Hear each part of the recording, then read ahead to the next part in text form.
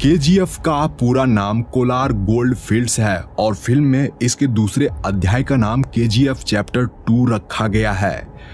यश यानी रॉकी भाई को जिन्होंने हिंदी में आवाज दी है उनका नाम सचिन गोले हैं। आप उनकी एक झलक यहाँ देख सकते हो। ऑफर क्लोजेस सून।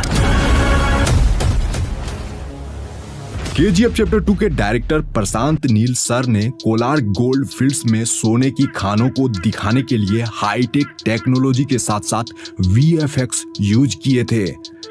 लीड कास्ट के अलावा इस फिल्म में 800 से ज्यादा जूनियर आर्टिस्ट को लिया गया जिन्हें आप यहाँ देख रहे हो। बाकी इतने आर्टिस्ट को बाहुबली और बाहुबली 2 में भी हायर नहीं किया गया था। केवल यही नहीं, ज्यादातर फिल्म मेकर्स ऑब्जेक्ट मॉडलिंग और कॉपी पेस्ट से ही लोगों की भीड़ को मूवी में दिखाते हैं। एरी एलेक्सा SXT जैसी हाई डेफिनेशन कैमरे को सिनेमेटोग्राफर भुवन गोंडा ने कंधे पर रखकर सारे एक्शन सीन शूट किए थे ताकि शॉट परफेक्टली लिया जा सके। इतना ही नहीं, इस एक कैमरे का वजन ही 40 किलोग्राम है।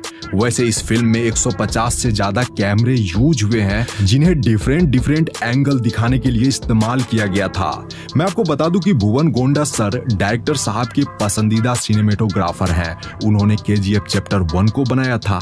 इसके अलावा प्रभास के साथ उनकी अगली फिल्म सालार में भी भुवन गोंडा ही सिनेमेटोग्राफर हैं। फिल्म के कॉस्ट्यूम डिजाइनर नवीन शेट्टी है। इनके अलावा योगी जी राज भी थे। आप उन्हें और उनकी टीम को कलाकारों को कॉस्ट्यूम पहनाते हुए देख रहे हो। यहाँ उनके द्वारा अधीरा यानी संजय दत्त को तैयार किया जा रहा है। मैं आपको बता दूं कि उनके सूट का वजन यानी अधीरा के सूट का वजन ही 25 किलोग्राम था, जिसमें लेदर, कॉटन, जूट इत्यादि यूज किए गए हैं उस कपड़े को बनाने में। श्रीनिधि शेट्टी और यश का कॉस्ट्यूम डिजाइन सानिया सरधारिया ने किया है। उन्होंने लीड कास्ट को मॉडर्न और रेट्रो लुक बखूबी और पूरे परफेक्शन के साथ दिया था, तभी तो इस फिल्म के लुक से लेकर स्टाइल तक फेमस हो गए हैं। वैसे तो फिल्मों में कार चेजिंग सीक्वेंस को वीएफएक्स स्टूडियो में ही शूट करके दिखाया जाता है, बट इस फिल्म में ओरिजिनलिटी का पूरा ध्यान रखा गया था। यहाँ पर आप जिस कार को देख रहे हो जिसमें कि रॉकी रीना को बचाने जाता है, दरअसल यह फोर्ड मुस्तांग 1969 है जो कि काफी महंगी कार है। मुख्यतः केजीएफ चैप्टर 2 फिल्म की शूटिंग कोलार गोल्ड फील्ड्स के अलावा बेंगलुरु, हैदराबाद और मैसूर में शूट किया गया है, जिसके बारे में आप आगे जानोगे। वैसे तो मूवी में कोलार गोल्ड फील्ड्स के कुछ ही डिस्टेंस पर रॉकी का रॉयल प्लेस था, बट असल में उनके घर को दिखाया जो गया है वह लोकेशन हैदराबाद के ताज फलकनुमा पैलेस का है। बट फिल्म में हमें ये दोनों चीज एडिटिंग के जरिए एक साथ यानी अगल बगल में दिखाई गई थी। मूवी का यह सीन उस समय का है जब रॉकी को देखकर लगता है कि वह अब सब कुछ हार चुका है, बट वह इनायत अली से डील करने दुबई चला जाता है। तो वहां जो बीच वाली लोकेशन पर यह वाली शूटिंग आप देख रहे हो वह एक्चुअली इंडिया का ही लोकेशन है।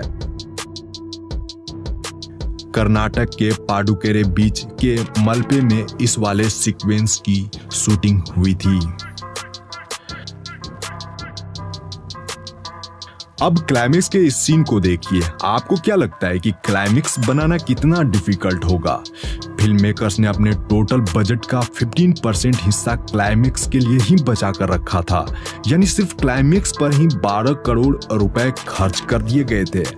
एंड लास्ट वाला फाइटिंग सीन है जहां पर अधीरा और रॉकी को लड़ते हुए दिखाया गया है, जो कि काफी दमदार फाइटिंग सीक्वेंस में से एक है। तो इस जगह पर दोनों ने दमदार फाइटिंग तो करी है, बट जानकर आपको अच्छा लगेगा कि इस एक्शन सीन के लिए ना तो यश और ना ही संजय दत्त ने कोई डबल बॉडी इस्तेमाल किया है, यानी कि यहाँ कोई भी डबल बॉडी नहीं है। ब्यूटी पेजेंट श्रीनिधि जी, जिन्होंने इस फिल्म में रीना का किरदार निभाया है, जो कि रॉकी की वाइफ रहती है। यहाँ उन्हें आप बिहाइंड द सीन में देख रहे हो, वो अपने शॉट को खुद से देख भी रही है एंड वो काफी अच्छा फील कर रही है। और यह क्लिप होली का है। वह और उनकी टीम यानी केजीएफ टीम ने इस साल सेट पर ही होली खेला था। उन्हें गुलाल लगे हुए आप देख रहे हो। एंड मैं आपको बता दूं कि श्रीनिधि जी इस फिल्म के लिए यानी केजीएफ फिल्म के लिए बड़ी बड़ी 7 फिल्मों का ऑफर अब तक ठुकरा चुकी है ताकि वह रॉकी के साथ स्क्रीन शेयर कर सके। क्लाइमेक्स का यह धांसू सीन है जिसके शॉट्स और रील आजकल खूब वायरल हो रहे हैं। यह सीन फिल्म में आपको कुछ ऐसे दिखाया गया था। यहाँ पर रॉकी खतरनाक लुक में मिनिस्टर को मारने पहुंचता है।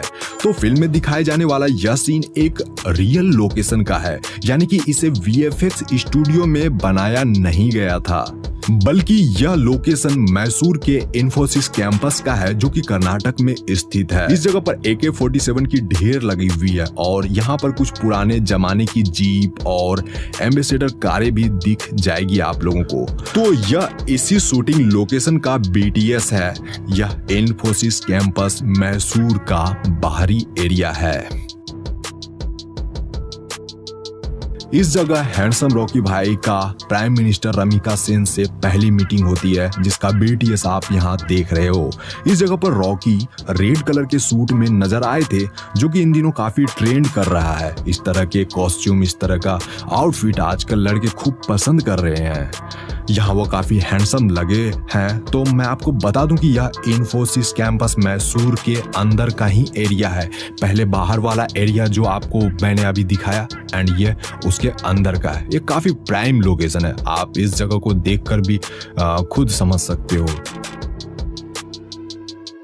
आप लोग यह लोकेशन देख रहे हो, असल में यह KGF यानी कोलार गोल्ड फील्ड्स का लोकेशन है। इसी जगह पर मूवी का 50% हिस्सा बना है। यह कर्नाटक के कोलार में ऐसी एक असली जगह है। यहाँ पर सच में सोने की बहुत सारे खदानें थी कभी। तो KGF चैप्टर 1 और KGF चैप्टर 2 की पूरी स्टोरी कोलार गोल्ड फील्ड्स में बनी सोने की खदानों पर आधारित है। यह लोकेशन बेंगलुरु से लगभग 100 किलोमीटर की दूरी पर स्थित है एंड KGF चैप्टर 2 का भी सेट यही है। वैसे तो KGF की स्टोरी काल्पनिक है, लेकिन कहीं ना कहीं इसे आप लोग रियल कोलार गोल्ड फील्ड से रिलेट कर पाओगे। साल 1981 की प्राइम मिनिस्टर रमिका सेन यश को इंडिया का सबसे खतरनाक क्रिमिनल बताकर उनके खिलाफ डेथ वारंट सिग्नेचर करती है।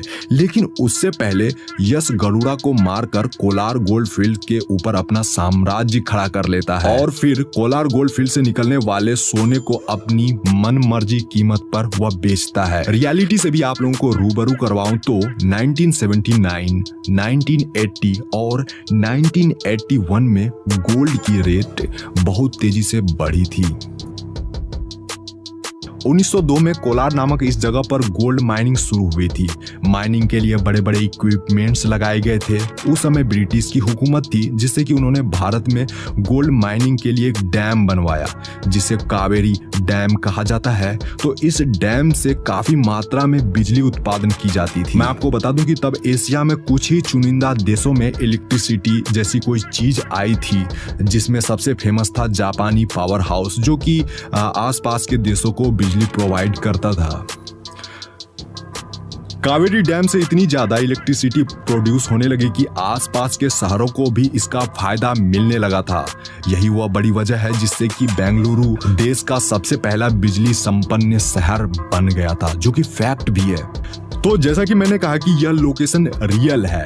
KGF चैप्टर 2 के डायरेक्टर प्रशांत नील सर चाहते तो ये पूरी फिल्म VFX स्टूडियो में भी बना सकते थे, लेकिन यहाँ जो सेट तैयार किए गए थे उनके पीछे काफी मेहनत लगी है। एंड मैं आपको बता दूं कि KGF मूवी के कोलार गोल्ड फील्ड के इस सेट को बनाने में 9 महीने लगे थे और 250 लोग प्रतिदिन काम करते थे।